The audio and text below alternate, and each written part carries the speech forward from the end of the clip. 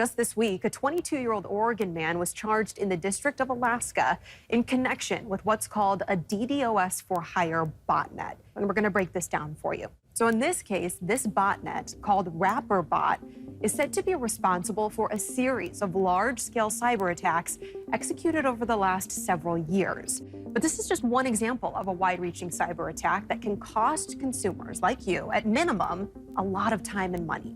So I sat down with the Assistant U.S. Attorney, Adam Alexander, today for more on how to identify distributed denial of service attacks, how to help protect yourself, and what to do if you think you've been a victim of a similar crime.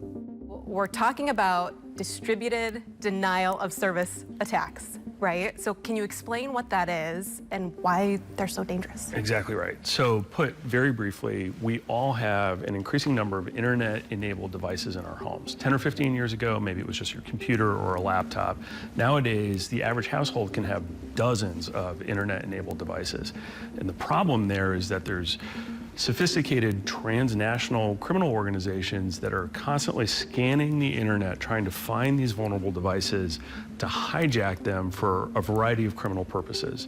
The one that we're here to talk about today are so-called DDoS attacks, and that's when a criminal group assembles a huge network or botnet of these compromised devices and then uses them to attack targets on the internet. How do you see DDoS attacks appearing in Alaska? So we see victims of DDoS in two ways here in Alaska and indeed across the country. We see victims in the sense of people whose home internet devices have been compromised by these criminals to become part of these botnets so that they can hijack their internet access, their bandwidth, to use in a variety of ways. What we're here today talking about are DDoS attacks, so using the collective bandwidth of a bunch of different victims to attack a particular target and knock them off the internet. We've seen both the victims of folks who've had their devices compromised here in Alaska. We've also seen businesses here in Alaska as well that have been the victims of what's called DDoS extortion. So a criminal group using the botnet to attack a business here in Alaska and say, unless you pay us a certain amount of money, a ransom, we're going to keep attacking you. And the consequences of those attacks can be really severe for these businesses. It can, in fact, and some of these victim businesses have been internet service providers. So it can not only affect the business and the business's profitability and viability, but it'll then deny access to the internet for all of their customers.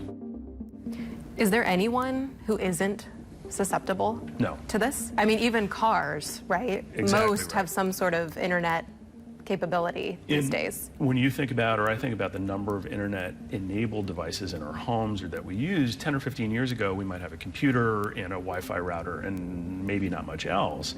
Nowadays, people could have dozens of internet-enabled devices in the home, and each one of those is potentially vulnerable and is, in fact, actively being sought to be exploited by criminal groups for the purposes of perpetuating a lot of different internet-based crimes. All right. Well, Assistant U.S. Attorney Adam Alexander, thank you so much for joining us. Thank you very much. Now, a key part of this is what to do if you think you are experiencing or have experienced a DDoS attack. This is according to IC3, or the Internet Crime Complaint Center. You need to first and foremost contain the problem. So take the potentially infected hosts offline or unplug devices. Do that right away. Re-image compromised hosts. For example, format the hard drive. You should really get assistance with this if you have questions, because you could be losing a lot of data by wiping any drive. Reset or revoke compromised credentials. That means changing passwords, resetting compromised certificates, and the like. And file a complaint. Don't forget this. This is important. It's not an emergency line, but it does allow authorities to track cases, identify possible trends, and maybe you'll even help a fellow citizen avoid being a victim in the future.